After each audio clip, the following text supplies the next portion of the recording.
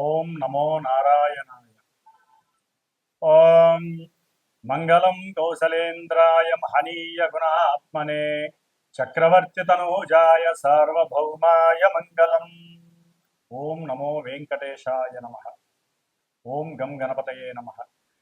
వాగర్ధావివ సంపృక్తో వాగర్ధ ప్రతిపత్తయే జగతః పితరౌ వందే పార్వతీ పరమేశ్వరో.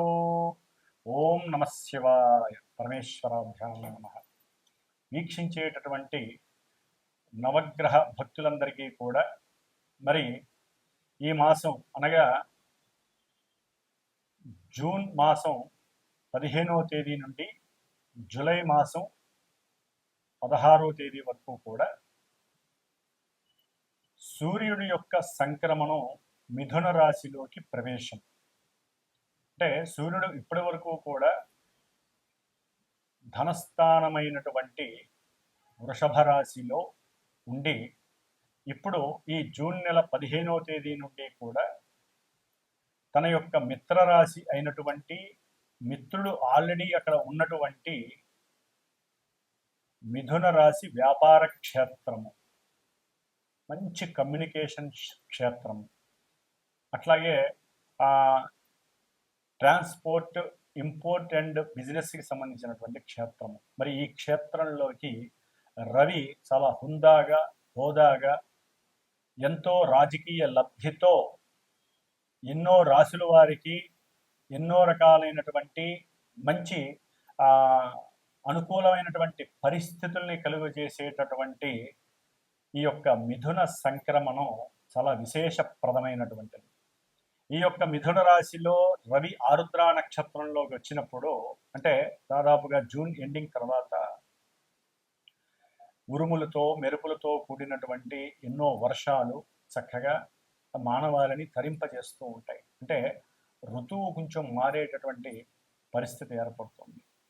ముఖ్యంగా మేషరాశి పర్యంతం కూడా మీనరాశి వరకు ఒక్కొక్క రాశి ఒక్కొక్క పోర్ట్ఫోలియోని కలిగి దాని ఆధిపత్య గ్రహాలు ఎన్నో రకాలైనటువంటి ఫలితాలని, ప్రభావాలని మన మీద కాంతి రూపకంగా వెదజల్లుతూ ఉంటారు.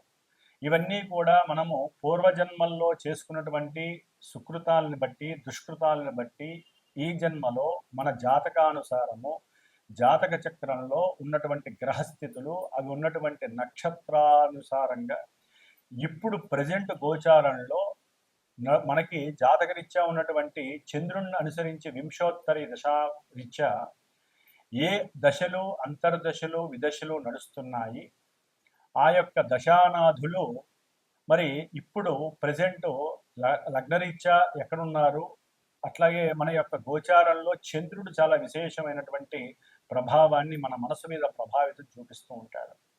కాబట్టి అంటే జాతకం అనేటటువంటిది లైఫ్ ఈవెంట్స్ని తెలియజేస్తే, గోచారం అనేటటువంటి చంద్రుడు మానసిక స్థితిని తెలియజేస్తూ ఉంటాడు. కాబట్టి ఈ యొక్క మానసిక స్థితి గ్రహాల మీద ఆధారపడి ఉన్నటువంటి నక్షత్రాల ద్వారా ఏ ఏ రాశుల వారికి ఏ ఏ ఫలితాలని ఏ ఏ రకాలుగా కలుగజేస్తారు అనేటటువంటిది మనం మొత్తంగా చెప్పుకోలేకపోయినా కొంచెం క్లుప్తంగా మనకున్నటువంటి వాడుక భాషలో, మనకున్నటువంటి వ్యవహారికంగా జరిగేటటువంటి ఎన్నో మరి ఈ రవిగ్రహం నుంచి కేతుగ్రహం వరకు ఉన్నటువంటి ఆ గ్రహాల యొక్క యుతులు, నక్షత్ర స్థితులు, గతులు, అట్లాగే వాటి యొక్క వీక్షణల ఆధారంగా ఏ ఏ రాశుల వారికి ఏ ఏ భావాలు, ఏ ఏ భావాల్లో ఉన్న గ్రహాలు ఏ విధంగా యాక్టివేట్ చేస్తాయనేటటువంటి విషయ పరిజ్ఞానాన్ని తెలుసుకోవడానికి ఈ మిథున సంక్రమణంలో రవి యొక్క ప్రవేశము, రవితో పాటుగా బుధుడు, అట్లాగే గురుడు. ముఖ్యంగా ఈ బుధుడు ఈ యొక్క మిథున సంక్రమణం చేసినటువంటి రవి క్షేత్రంలో 22వ తేదీ వరకు, అంటే జూన్ 22వ తేదీ వరకు గురుడితోనూ రవితోనూ కలిసి తన యొక్క స్వక్షేత్రములో ఉండటం చాలా విశేషప్రదం. అంటే వ్యాపారస్తులకి, ఉద్యోగస్తులకి, అట్లాగే ముఖ్యంగా ధన సంపాదన కోసం గురిపెట్టినటువంటి వాళ్ళందరికీ కూడా చాలా విశేషమైనటువంటి స్థితి ఈ నెల అని చెప్పుకోవచ్చు. అట్లాగే కుజకేతువుల సింహరాశిలో ఉండటం, అట్లాగే శని మహానుభావుడు మీనరాశిలో ఉన్నాడు, రాహువు కుంభరాశిలో ఉన్నాడు, శుక్రుడు మేషరాశిలో ఉన్నాడు, తదుపరి ఈ నెలాఖరికి జూన్ 29వ తేదీన శుక్రుడు తన స్వక్షేత్రమైనటువంటి తన యొక్క వృషభ రాశిలోకి చక్కగా సంచారం చేయడం కొన్ని రాశుల వారికి అనుకూలమైనటువంటి పరిస్థితుల్ని కలుగజేస్తున్నాయి. కాబట్టి మేషరాశి నుంచి మీనరాశి వారి వరకు ఏ నక్షత్రాల వారికి, ఏ రాశుల వారికి ఈ గ్రహాలు ఏ విధమైనటువంటి పరిస్థితుల్ని కలుగజేస్తాయి, వారు ఏ విధంగా జాగ్రత్తగా ఉండాలి, ఏ రకమైనటువంటి గ్రహాన్ని ఆరాధించాలి, ఆ గ్రహ అధిష్టాన దేవతని ఉపాసించాలి, అంటే ప్రార్థన చేయాలి, పూజలు చేయాలనే విషయాన్ని తెలుసుకోవాలి.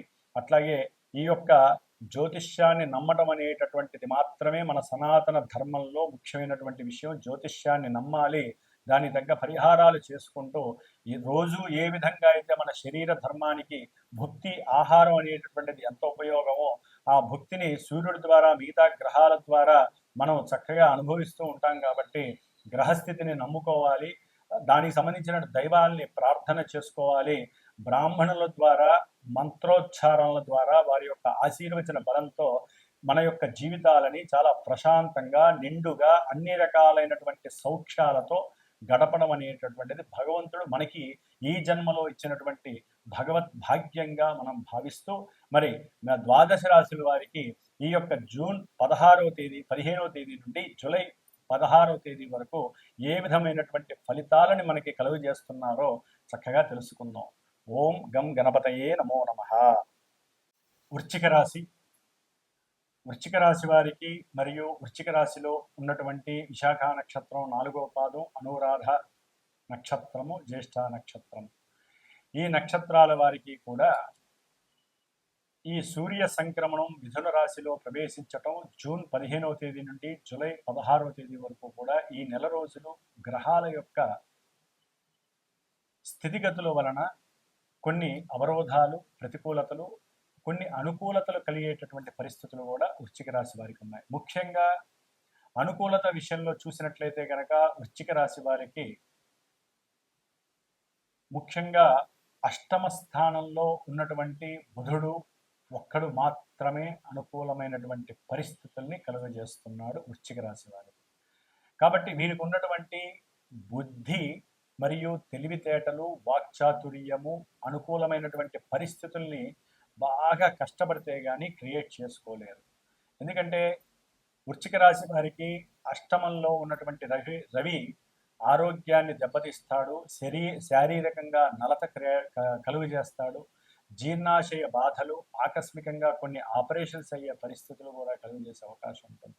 ముఖ భాగము దెబ్బతినే అవకాశం ఉంటుంది. అట్లాగే ముఖ్యంగా పంచమ స్థానానికి అధిపతి అయినటువంటి, అంటే ద్వితీయ పంచమాధిపతి అయినటువంటి గురుడు రవితో కలిసి, ఉద్యోగ స్థానాధిపతి అయినటువంటి రవితో కలిసి అష్టమంలో ఉండటం ద్వారా సంతానానికి సంబంధించినటువంటి ఉద్యోగము కోల్పోవటం, దాని ద్వారా ధనం కోల్పోవటం ద్వారా వీరికి ఉన్నటువంటి అప్పుల బెడద ఎక్కువ అవుతుంది.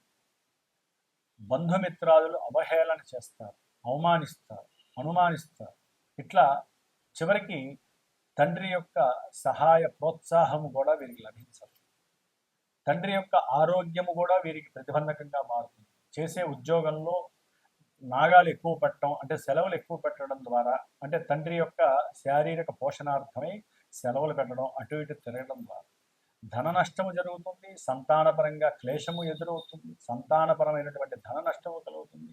విదేశాలలో ఉన్నటువంటి సంతానాన్ని పరమైనంగా మీరు విపరీత ఆలోచనలు చేసి లేనిపోని దీర్ఘకాలిక వ్యాధుల్ని కూడా తెచ్చుకునే పరిస్థితులు కలుగుతుంది. కాబట్టి వృశ్చిక రాశి వారు జాగ్రత్తగా ఉండండి. తొందరపడి ఆవేశపడద్దు, ఎక్కువగా అతిగా ఆలోచించకండి, అతిగా తినకండి. ఓహో చక్కగా ఉంది కదా అని చెప్పి తినేశారంటే మటుకు ఆ అనారోగ్యానికి దారితీస్తుంది. కొంచెం మితంగా తినటం మంచిది. గురుడు అష్టమంలో ఉండటం మంచిది కాదు.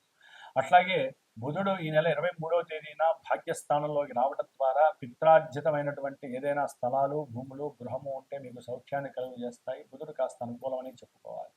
రవి మాత్రము ఉద్యోగ అవకాశాలు, అంటే కాస్త జంపింగ్లు చేసే అవకాశం ఉంటుంది. ఉద్యోగంలో మిమ్మల్ని ప్రమోట్ చేస్తారని మీరు ఊహిస్తే అది కాస్త వేరే చోటికి మార్చడం, లేకపోతే ఒకప్పుడు లేని విధంగా తిరగటం, ఉద్యోగంలో తిరగడం ద్వారా కొంత శారీరకంగా అలసిపోవడం, ఇలాంటివన్నీ రవి వలన కలిగే అవకాశము.